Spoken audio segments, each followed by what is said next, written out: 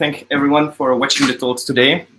And I will take this opportunity to introduce our three speakers, Yaron Haviv, David Aronchik, and Greg Hayes. So Yaron is CTO and co-founder of the data science platform Iguazio. David is partner at the office of the CTO in Azure and works on MLOps on the next generation of ML technologies. And Greg is head of data science at Ecolab. So today they will share basically Ecolab's journey with MLOps. So Ecolabs, for those who don't know, is a global hygiene technologies provider. They will show how they built a cutting-edge cloud data science architecture, which enables them to deploy new AI services every 30 to 90 days. So please give a warm welcome to Yaron, David, and Greg. So hi, everyone. Thank you so much for the opportunity. I am David Aronchik. And it's wonderful to talk about a real-world scenario in which people transition to the MLOps journey and some of the challenges that they face along the way. So, we've been, all three of us have been out, talking about MLOps and GitOps for quite a while. And I would say the number one story we hear is this one. This tweet came from 3 years ago, and every time I present it, the entire room shakes their head yes and says, 11 months, that seems short. The challenge in moving from your code, from a working notebook into production remains just as big as today as it was when this tweet was sent. And unless we take real action, it's going to be tough to do even into the future. And some of the reasons that we see that it is so difficult is what you see here.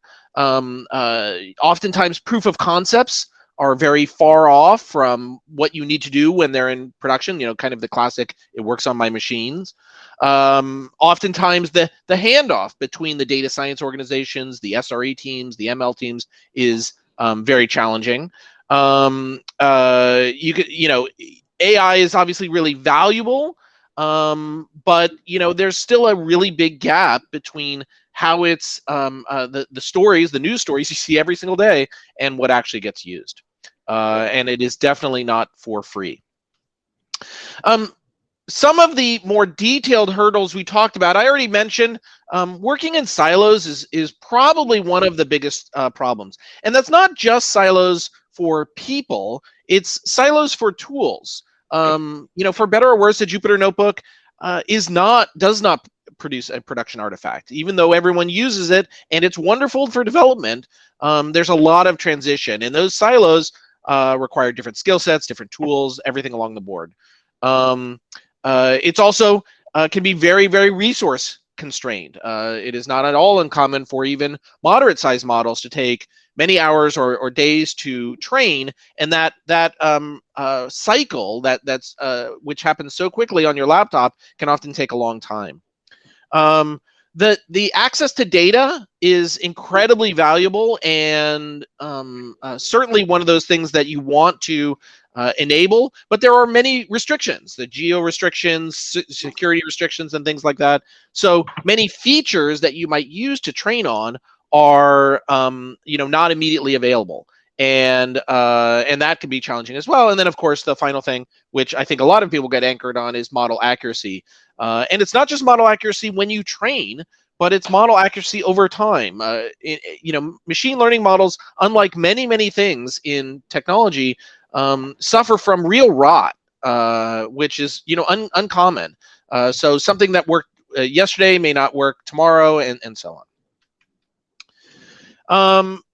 There's a wonderful paper that Google actually published about 5 years ago called "The Hidden Technical Debt of ML Systems," where they detail many of these things in more detail. I already mentioned several around drift and things eroding based on data changes, based on things like that. There are lots more in there, and I highly recommend reading it. But a way to detect that you are already in the drift mode is the extent to which you are writing handwritten, Bash or Python or Go scripts to convert or move from one step in the process to the other. A real system that is maintainable over time is one where you check everything in at the left-hand side and then use nothing more than 12-factor to shift things along the way. And you can see some of the concepts of 12-factor using environments, pipelines, so on and so forth. So, you know, at the end of the day, we think that the way around this is through, you know, XOps, where X, you substitute X for one of these many things. Could be data, having, you know, declarative pipelines for processing your data, creating features and things like that. MLOps, which we'll certainly talk about today, for moving your entire system through the pipeline. Model ops, once your artifact has been created, how do you roll it out? How do you track it when it's been embedded in an application? How do you, you know, to track exactly what that user's experience is? And then AI ops, looking at the way that your model is operating in production, ensuring that it's, you know, providing the correct telemetry, using the proper resources, and remain secure. And with that, I'd like to hand off to Greg. So can you see my screen? Hello? Yeah. Okay. All right, great. So a little bit of background. As was mentioned before, I'm the director of data science at Ecolab. Ecolab is the global leader in water hygiene and infection prevention solutions. We partner to make the world cleaner, safer, and healthier, helping customers succeed while protecting people and vital resources. I lead the functional teams at Advanced Analytics. In practical terms, that means I'm responsible for data science technology platforms and standards. So with that in mind, what we want to talk about today is how data science seems to evolve, effectively my view of how data science seems to evolve within many organizations, and to share some thoughts on how we can accelerate the creation and the deployment of machine learning enabled solutions. So how does data science get started in most organizations, in my experience at least? You know, we have subject matter experts or maybe emerging data scientists. They have a problem that they know that needs to be solved, and they go through this process where they have a hypothesis, they find data, they clean it, they schematize it, they get to something that looks promising as a model, kind of an initial candidate. And they've done all this work, and it's great work, but it's happened without any real engagement from many of the stakeholders that are needed to integrate this model into some sort of a product so it can be consumed. You know, a model is not a product in and of itself. A model is one component of an overall product. And to get that component integrated, you have to have security, data engineering, front-end development, networking, product owners, finance, you know, all of the different stakeholders. So what happens is they work on this for a while and they try to get buy-in, but eventually they get frustrated because the process of creating a product is really constrained by portfolio management. That is, how does work within an organization get prioritized and resourced? And since this work's happened in isolation, nobody really knows. So as they get frustrated in this process, they say, well, we're just going to make the model better. So they get in this loop, this consistent loop of trying to improve the model performance, but they never actually get to a product. So then as we go through this process, the data science teams start to mature, and so do the organizational processes. We eventually get to the point that we form a cohesive organization. Maybe we have data engineers, scientists, SMEs, the experts. They organize to try and solve some well-defined business problem. Oftentimes, you know, maybe they've talked to a customer, maybe they haven't, but they're pretty sure they've got a problem that they can solve that adds value. So they resource it. The data scientists, they go through, they create their hypothesis, they clean, they schematize the data, do the feature engineering. This is a loop, right, where they iterate on the quality of the model. But they've got engagement from the stakeholders. They have a clear path to create a product. And as they go through this iterative process, eventually they get to a model that looks promising. And they hand it off, the dreaded handoff, and then the software engineering team takes over and they do a rewrite and deploy. So this is great. We actually get value. We get it in front of the customer. We derive business value. But unfortunately, creating digital products, or maybe in a kind of a newer world, any product, is an iterative process. And the model is part of the process that has to be iterated on. So what happens when we need to make adjustments, right? To David's point, you know, models rot, or we need to improve the model performance. right, to better meet customer expectations. This loop is a one-way loop, right? There's no way to iterate directly on the model because we've changed languages. We've not taken what was done by the data scientists and deployed it. What does this look like from a GitOps perspective? Well, so we have an isolated team of data scientists, and we say, well, the data science team can work on whatever tools or processes they want on the left-hand side of the box. They're typically working, they're prototyping and training, building models on static data. It's not connected to what's being run in the real world. Hopefully they are using Git, but so you create a user story, topic branches, perform EDA, and eventually you get to a model that looks promising, and you have this green box on the left-hand side that's feature vector specification, right? So in the ideal state, the model that's written is actually what gets deployed for consumption, and then we chuck this over the wall to the software engineers with a spec, and then they effectively rewrite some or all of this pipeline to deploy this model. So this really contributes to very long lead times and introduces many, many points of potential failure because we've changed languages, and does every language implement each step the same, right? There's no connection, direct connection between what the data scientist has done and what the customer eventually sees. So as these gaps get recognized, right, teams start looking for ways to address them. This creates a desire to implement an iterative approach. And I think most people who are involved in MLOps are familiar with some version of this, with maybe a few tweaks. In this model, we start by putting the customer at the center of the process. So we're going to borrow from the best practices of software engineering and user-centered design. Sure, we need to provide tools and processes to facilitate, but let's start with the higher level goals. Right, we want to facilitate collaboration. We want to engage our customers and our stakeholders right from the outset by integrating the activities of data science directly into product development. Our intention is to create a direct connection between the code that the data scientists write and what the customer sees, and be able to iteratively develop. Right. So what do we do? Well, we leverage agile development.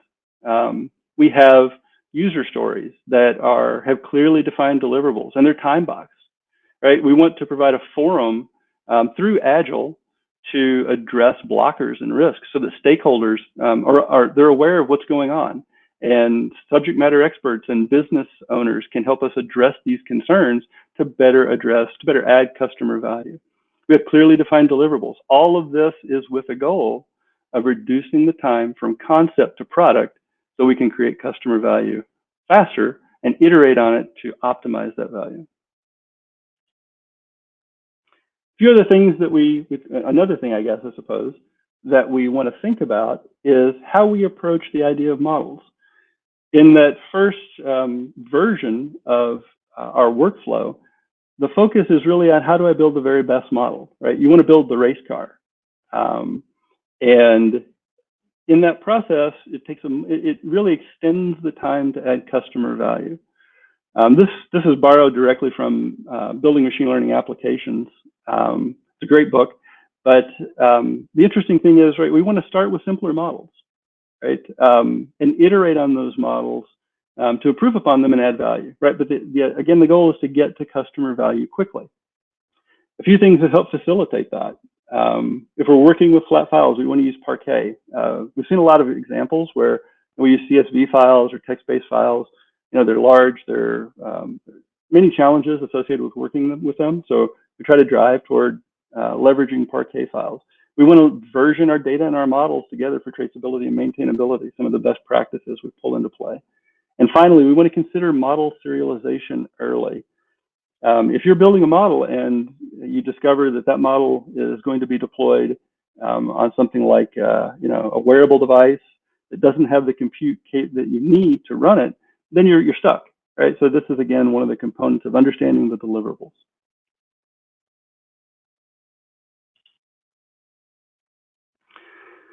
So let's take a quick look at some of the tools that are emerging to support this MLOps process and facilitate this collaboration. On the modeling and the exploration side, there are libraries that most data scientists know and they love, particularly for in-memory compute. We have this additional competency, and that's the ability to run code against any data set. So, most of the in-memory compute we can handle pretty well. For distributed compute, when data sets get larger, we can move to things like Dask and Spark. One of the gaps when we attempt to scale data science, right, is provisioning scalable, secure compute. You know, we don't want to have each individual data scientist working in their own VM in isolation because those aren't going to scale. How can we facilitate that? Some of the newer open source projects like Kubeflow and Metaflow, Google and Netflix respectively created those and open sourced them. They enable collaborative data science in containerized environments, right? So a data scientist can get a notebook. They can request compute resources on demand from that shared cluster. Dramatically simplifies and reduces the time to deploy and provision resources. On the artifact tracking and logging and versioning, right? We have Metaflow, MLflow, MLRun. They're all emerging because regulatory requirements around traceability, reproducibility, and explainability of ML models. This is becoming more and more prominent as time goes on. Tools like this are enabling native logging of machine learning artifacts like data sets and outputs. Cloud providers are also creating tools inside of their ecosystems, but it is a requirement. Finally, how do we go to automation? Right? We want to directly deploy our code. We want to create a direct link. Workflow scheduling tools like Apache Airflow, Kubeflow, Prefect, and MLRun in combination with Kubeflow pipelines, they enable direct execution of, or the creation of workflow scheduling pipelines, which facilitates, again, that direct connection between what the data scientist is doing and what the customer sees. And the foundation for all of this becomes these collaboration and testing tools. Get Azure DevOps, Azure pipelines. We want to drive CI/CD.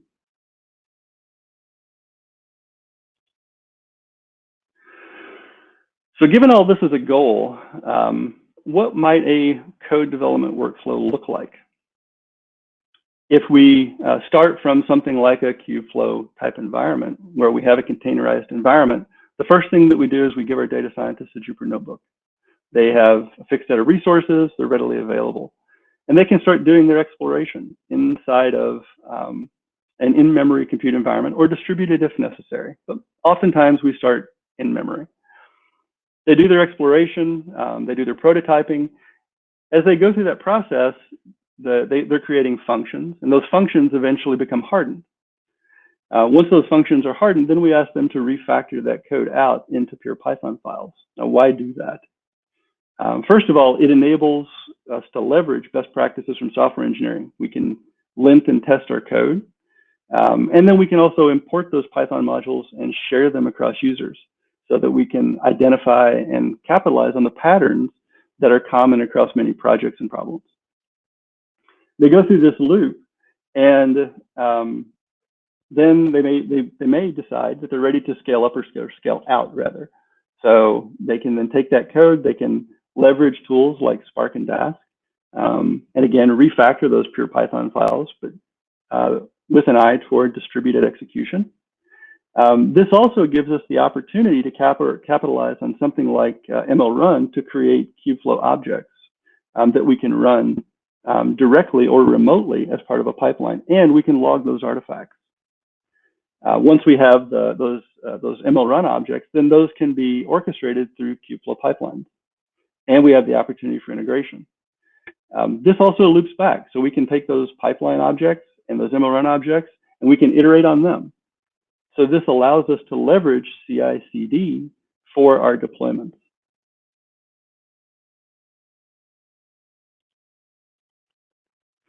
What does this look like from view through the lens of a GitOps-based workflow?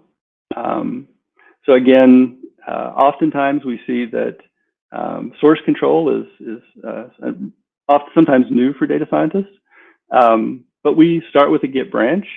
We're working in an agile environment. We're leveraging Azure DevOps for collaboration. So working with our partners, we create a user branch or user story and a topic branch, and we start doing EDA inside of the Jupyter notebook. We push regularly.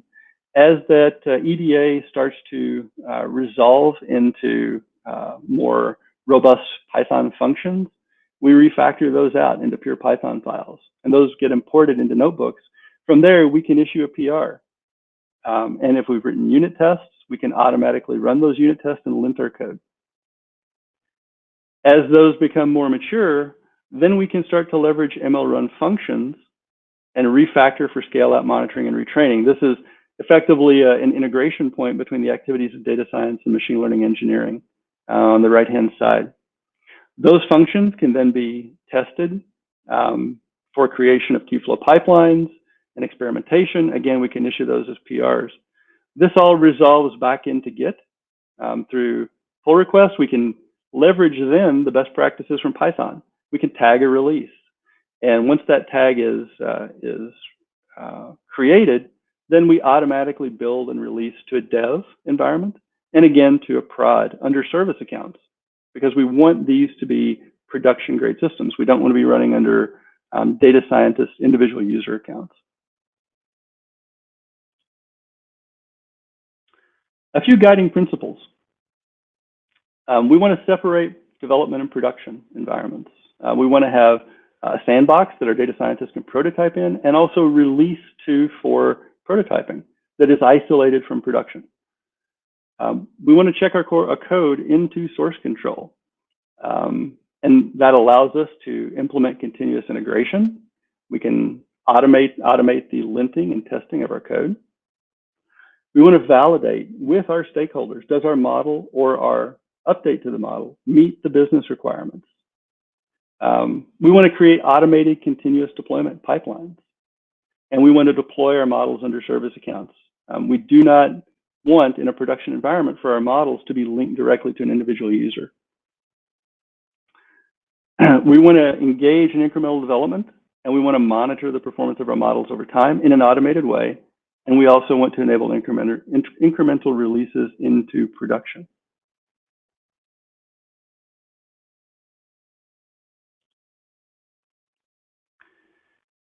How do we think about enabling success for the teams? First, we want to leverage Agile and Scrum. We start by creating PBIs or user stories to drive communication and clarity with our stakeholders. We want to document and share requirements, make sure that everyone understands the expectations, and communicate RACI. Make sure everyone understands what they need to provide and what you need from them and what they need from you to be successful to build a digital product, not just to build a model. We want to collaborate with our internal and external peers and stakeholders through these PBIs, and then we want to link those PBIs or Agile stories into Git branches. As we think about getting started in a project, we have this prototype and develop phase. First rule, put our code in Git from day one, push daily. We want to make certain that we align the model metrics to the business objectives and document those inside of the user stories. We want to make certain that we include a benchmark for our models. In many examples or many cases, there is some sort of a model that exists for the work that's being done. It might be a subject matter expert heuristic, but there is some benchmark for the models that we're creating. We want to balance performance versus complexity and speed. We choose to prefer Apache, MIT, and BSD packages for clarity about expectations. As we go through the prototyping developing process, we said, refactor common functions, import them, and share them. Another potential catch point is prefer fitted transformers where possible to prevent data leakage. Methods like get dummies, unfortunately pandas get dummies, unfortunately does not work when you're passing in production new data because you have to be able to basically recreate the feature table. We asked our data scientists to PyTest those critical functions, create unit tests to validate that the code performs as expected. They are the experts in this case. And lint our code for readability. We want our data scientists to be able to move between projects when necessary, so they have the opportunity to work on new things and the organization can better support the models as they go to production. And then automate integration testing so that this is not a manual process. As we go into our engineer and iterate steps, we want to leverage MLRun objects for remote execution. And then document the solution architecture. Everyone needs to have clarity on where the data is sourced from, how the process occurs, and where the data should be landed. As we go through this,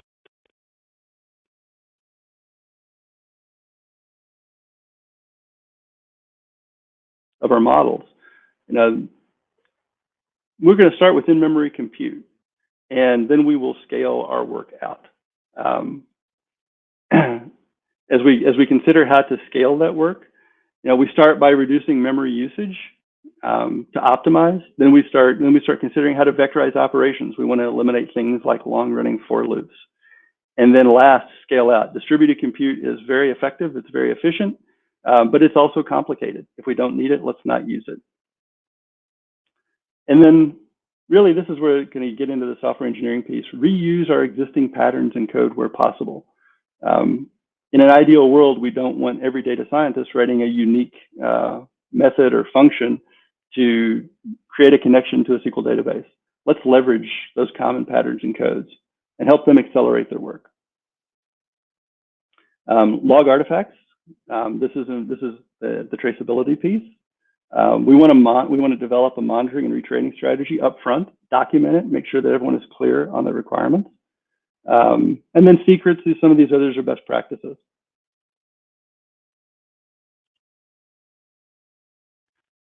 What are the benefits? The greater collaboration, the collaboration that you get from working in an agile environment is huge. All of your stakeholders clearly understand what you're trying to deliver. They understand what they need to do to facilitate that process, and you understand what you have to provide so that your model can make its way into production. The process of leveraging the same code that goes from proof of concept to development to production, it improves the reproducibility. You have that direct connection, and it reduces the time to product. As said before, we've gone from 11, 12 months to deploy down to as short as 25 days in some cases. We want to leverage those best practices from software engineering to improve maintainability of our systems, and we want to have scalable solutions. We end up with scalable solution processes to support our customers.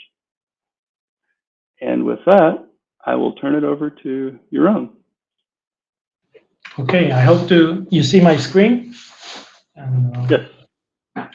Good. So Greg did mention MLRun a couple of times, and what I want to show is first, how do we sort of structure all this sort of MLOps in one framework, or with the help of a lot of different open source tools. And also I'll show a demo of sort of building a fully operational pipeline. But before we dive into the demo of how to build that operational pipeline, one of the things that we did in Iguazio is essentially, and also, by the way, some of the background is work with Greg and David on defining the requirements, was building a stack that essentially tries to consolidate all of those different steps into one tool that orchestrates the different other frameworks or open source tools. And we layered it in a few layers. The underlying layer is what we call the feature store and data connectivity. Everyone knows that the core challenge in machine learning is really dealing with the data. So we'll touch upon it in a minute. The second is we need to execute jobs. We need to execute services for model surveying, for data ingestion, for many different things. And we figure out that one of the best ways to simplify this job execution, if people start with a piece of code in Python or other languages, and you want to turn it into sort of an elastic managed service which gets monitored and logged, etc., is essentially use serverless technologies. And we're going to see how it's working. And those serverless technologies essentially allow you to throw in some piece of code, and that piece of code will get into a container that auto scales, that manages its resources, that you can track its activities and track all the inputs and outputs that get into that thing, and so on. On top of it, you have a set of services that build on those two components, on the serverless processing engine and the feature and data connectivity. And those are segmented to the four things that you need to do in a pipeline. So first is data ingestion and preparation aspects. Then we have the model training and testing. essentially building those development pipelines. Third is building the operational pipelines, the one that actually work and get data in real time or from operational data stores, runs inferencing, and so on. And finally, we also need to analyze the model behavior, the data patterns, and so on, and identify anomalies, drift, inaccuracy, and so on. So we've essentially put everything under one stack. And the philosophy, again, in terms of development, is enabling what Greg was talking about, sort of more of a continuous development workflow across teams. So we don't want the data scientists to work on a Jupyter notebook and then sort of throw it over the wall, and someone else will take that Jupyter notebook and refactor it as a microservice or as a container or managed service. This is a very long and tedious job, and every time you need to change a piece of code, you have to redo the entire ritual again and again. So the way that we want is to build it is sort of more of a continuous flow, where you write a piece of code in your native environment, whether it's a Jupyter notebook or an IDE like PyCharm or VS Code. You want to test everything within your native environment, put breakpoints, debug, and test. When you feel you need a little more scale, maybe resources like GPUs, lots of memory, access to fast data, and so on, you run the same job in a containerized workload. But in order to move from your notebook into a containerized workload on a big cluster, it's a single command, essentially something we call code to function, which will launch your workload on a distributed cluster anywhere you want. Once you finish debugging and creating this microservice, you can store it in a marketplace and then build workflows for like building a multi-stage pipeline, like bringing data, running training, running evaluation, selecting features, doing some deployment of the model and testing the deployment, and so on. And maybe we also build operational pipelines that run in real time, listen on streams, gather data, and so on. And all of those workflows needs to be monitored. Things like experiment tracking or real-time monitoring of the service need to be applied as much as possible through automation. And again, we want to have as much reuse as possible, so when we develop in our notebook or our environment a feature, the feature is a definition. It's not just the data, it's sort of a definition of an ETL pipeline or a real-time pipeline that transforms data from raw data into sort of a meaningful feature. We want to store those features and use those features in different applications and different pipelines. So with that process, we get something which is more continuous. You develop in your native IDE, you test on a cluster, you feel it's ready, you build a more advanced pipeline with automation and CI and so on, and you track everything, and you can sort of go back and forth. With that, I'll show you a demo, but before looking into the demo, the different things that we need to do in a real operational system, starting again with the data. So we need to collect data. Everyone is used to having data as CSVs and Parquet files already sitting and waiting for the work. But in reality, that's not the case. Data will arrive from operational databases, from logs, from web APIs, from streams, and so on. So in this demo that I'm going to show you, we're going to look into a predictive financial application, fraud prediction application with some simulated data. So the data that arrives to that fraud detection is coming from different sources. For example, the actual transactions of the consumer, the credit card holder, different account activities like logging in, logging out, changing password, and so on, and other data that's associated with the user, potentially gender or age or other things that may enrich our model. So we want to feed all of those into what is referred to as a feature store. It's essentially a place that catalogs all the different features. It's first generating the features using analytics pipeline, real-time or batch analytics pipeline using different tools, then storing and cataloging those features in a feature store. We can go and do interactive development and exploration on those features. Once we feel that the features are ready, we need to build applications. The first thing that we need to do is the model development pipeline. It's essentially feeding data and doing some exploratory data analysis. In some cases, running feature selection and preparation, so essentially choosing the right features or filtering features that may not be as useful, running the model training and evaluation and so on to verify that we have a model. If it's not a good model, again, we may iterate and bring more features or change our parameters and so on. And then we have a model. Once we have a model, we want a pipeline that uses the model. It's a different pipeline. It's not the same pipeline. The other pipeline will essentially intercept, listen on, for example, an HTTP endpoint or a real-time stream. It will intercept a user request. We'll throw that user request through an API. We'll have to enrich the data from using the feature store, the features that are in the feature store. For example, I get the user ID, and I want to have all the features associated with that user. So we may do enrichment here, potentially other things like anomaly detection, validations, and so on. Then we serve that model through a model serving layer. And in some cases, it's more than one model. And I'm actually going to show you that I'm using an ensemble. And finally, when we have the model result, we need to respond to the application, again, through HTTP response or by throwing the result into an output stream. But we also have the model and data monitoring. So we want to monitor the activity of our model, see if there is a drift or another problem, and potentially retrain the model by essentially triggering the model development pipeline to rerun with fresh data and so on. So this is how sort of more of an operational system works. And you can see there's a lot of different pieces that you need to build.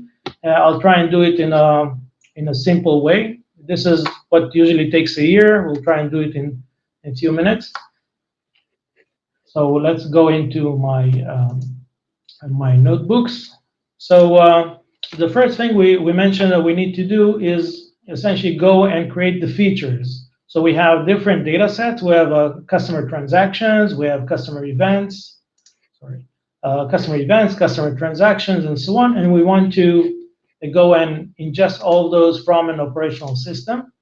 So using the MLRun tools, we can just create the ingestion pipelines in a relatively easy way. Let's assume that we have some test data in like S3 bucket somewhere. This is how the transaction data looks like. You see for every user, you have transactions, type of transactions, and so on. We want to define essentially a feature set. A feature set is a set of features that get ingested together, have sort of the same entity, and so on. So in order to build that pipeline, I'm essentially creating a feature set for the transactions. I'm building a pipeline. This pipeline have to do data extractions and aggregates, essentially taking from the features, turning the data into something meaningful, like hour of day or a day of week, etc. Building aggregates, because if you have a stream, usually the feature is something which is aggregated, like a number of transactions in the last week or the last hour. So here I can essentially just define a pipeline, define data extractions for hours and days of week, define some aggregates for average, sum, and so on for the transaction amounts. And then I built a pipeline. I can just simulate my pipeline in my notebook. And once it's ready, I can just go in and deploy that analytics pipeline into production. We can do the same for other types of data, like this is the event data, showing that for every customer logins, logouts, password changes, etc., that may add indications to fraud. So this data, because there are different types of transactions, we want to do one-hot encoding and potentially other transformations. So we can build another pipeline for the events which have some one-hot encoding in this case. And here's the new feature set that we've created, which is transforming the input data to an encoded data. We may want to do other things, like especially like in fraud analysis, it's very different. If you go to the groceries, you probably go every day or every few days to the supermarket. You don't buy shoes every other day, unless you're my wife, but that's a separate topic. And so we need a way to aggregate by topic, by type of activities, in order to check anomaly per category of purchasing. So we need to build yet another pipeline which does value mapping of the different operations, one-hot encoding, aggregations per type of transaction, and essentially storing the data. Note one thing here, that the data that this feature processing pipeline is storing is not just offline data in Parquet files or in data warehouse, it's also generating the real-time data that will be used for the production, for the inferencing, without any additional work. So when I'm developing that in an iterative fashion in my notebook, it's actually already ready for production. And we're going to see how we use it. So we build those pipelines, and in order to build those into an operational service, after we played and debugged them on our notebooks, it's essentially one click away. I'm just essentially deploy ingestion service, telling it which feature set I want to deploy, and sort of some configuration. And this is actually sort of debug turned on, but it's actually creating a full-blown service at an HTTP endpoint, which is doing the real-time ingestion. I can actually just go and ping that service and ingest data and see how it's working. You see, it's actually I'm ingesting that piece of transaction and getting sort of an ID back, meaning it was ingested. Another thing that I may want to ingest for training is the labeled dataset. The labeled dataset is also generated from the transactions because I know if it was a fraud in a certain delay. So if I shift the time of the identification of the fraud, I can actually turn it into a label. This is what this code is doing, is building a pipeline for labeling. And now we have another feature set for labels. If we go into MLRun user interface, we can see all those 4 feature sets that we've created. For example, the transactions, all the features from the transactions, the different transformations we created, the actual data, the statistics of the data, and so on. For every feature that we created, even if we created through a notebook and not through UI or API, we can just see that, and then we can build. You can see all the total features and just create feature vectors from all those different features. And we're going to look into that in a second. So this is how we created a full operational pipeline that ingests from 4 different data sources. Some of them are streams, some of them are batch. You've seen it's relatively easy to build all those ingestion pipelines. The underlying engine will be things like Spark or Dask or Nuclio. There are different engines depending on the type of workload you're doing. But all that is sort of done through a serverless engine. You don't really care. You see, I'm just writing a few pieces of Python code, and there's a serverless engine that transforms it into an operational pipeline.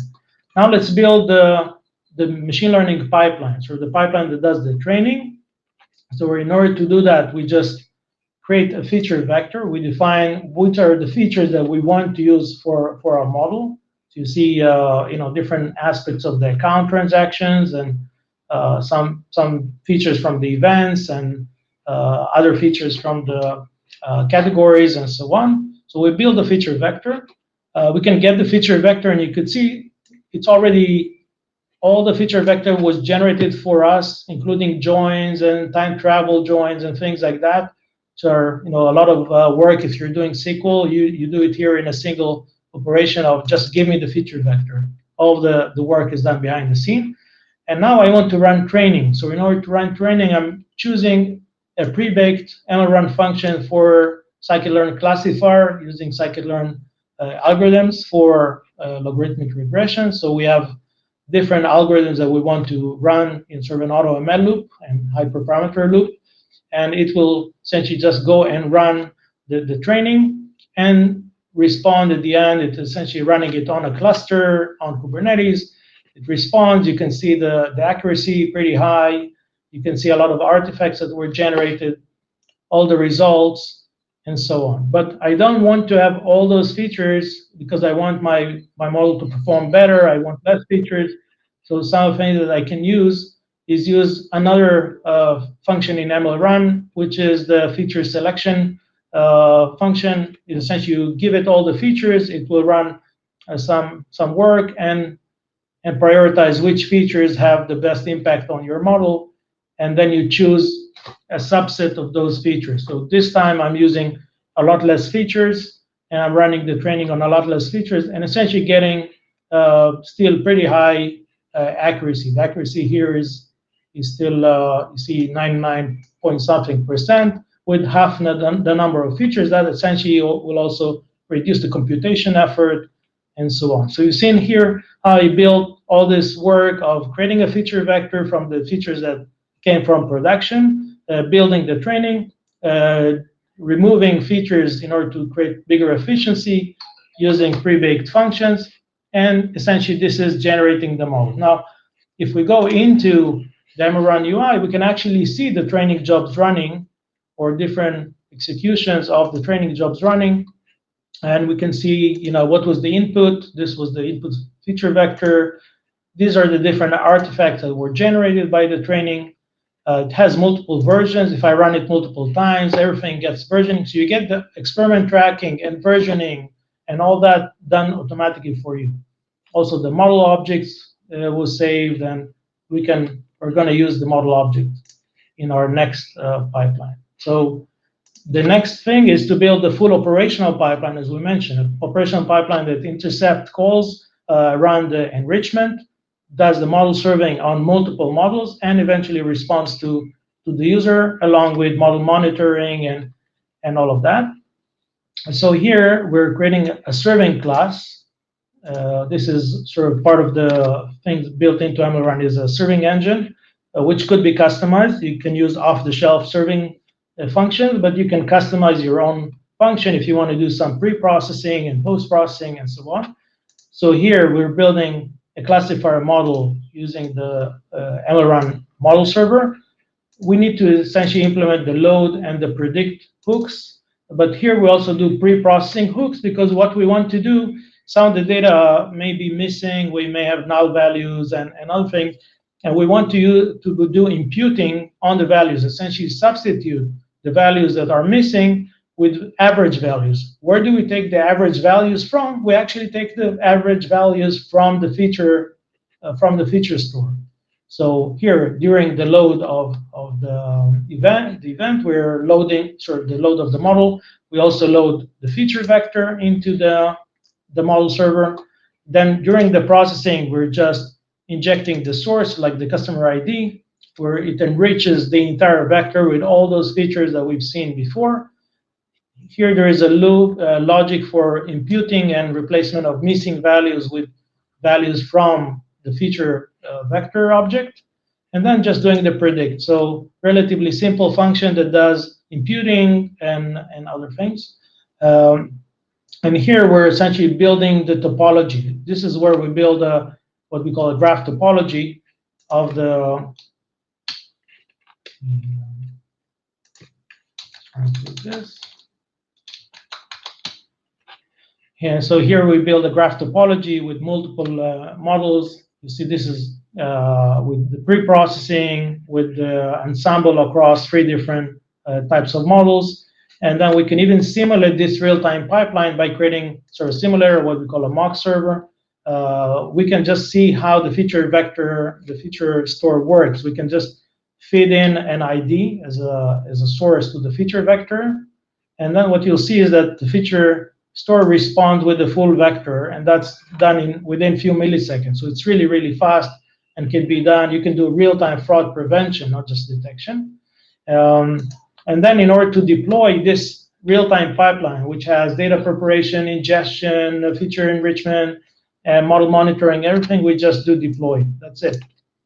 No DevOps guys, no data engineering guys. I'm just doing deploy, and this is building a real-time function on an HTTP endpoint. If I want to test that function, I'm just doing invoke, and I can see the results of my inferencing pipeline.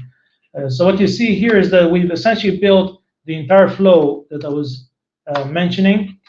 We used the feature store to ingest all those different data sets. We could do data exploration, as you've seen, using Jupyter. We built model development pipelines, and then we built real-time pipelines. Now, all the things that I did could also be automated using, for example, Kubeflow that was mentioned.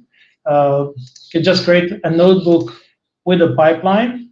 This is sort of a pipeline telling me, I need to do some ingestion and then training and then maybe evaluation, testing, deployment, just specifying the different steps I need to place on my DAG, on my graph, and then just let it run, and it will run and produce all the results. And I could also trigger that graph, as Greg mentioned, periodically when I need to do retraining and so on.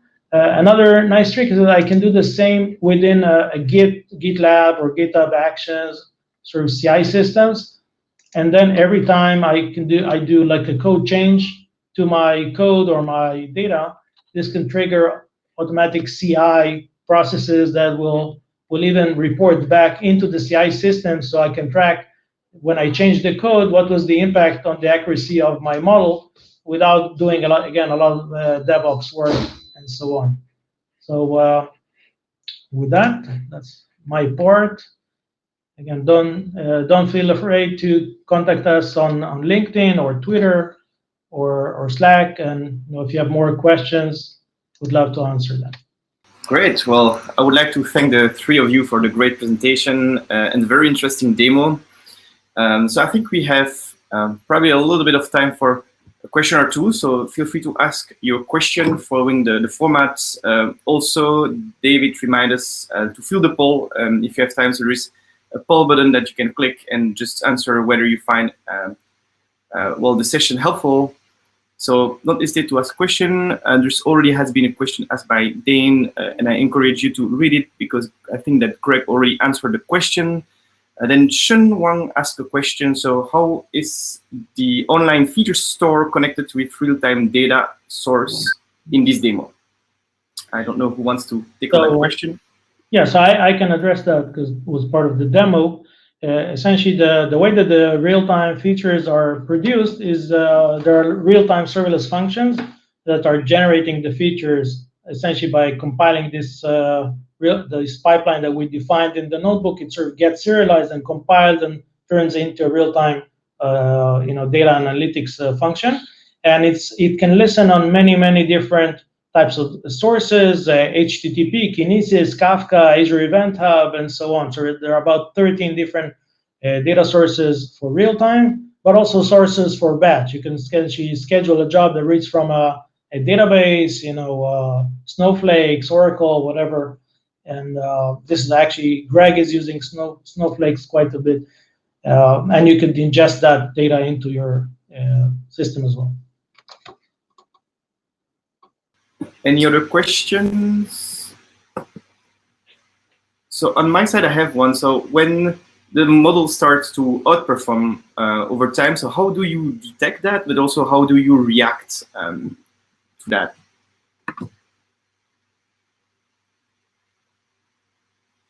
I can take that from our perspective. So we as part of our pipelines, we set up a monitoring component, and we set thresholds for expected values for performance. And then based on those thresholds, we will set retraining, and then we will do an interception to have a human in the loop validate model performance before we redeploy. Thank you. So I think that's it in terms of questions. So if there is no more question, well, yeah, I think that's all for the questions. So on behalf of the TMLS team and then everyone, I would like to thank again all of you for that very insightful talk. And so I wish you all a great day, and see you in the next session.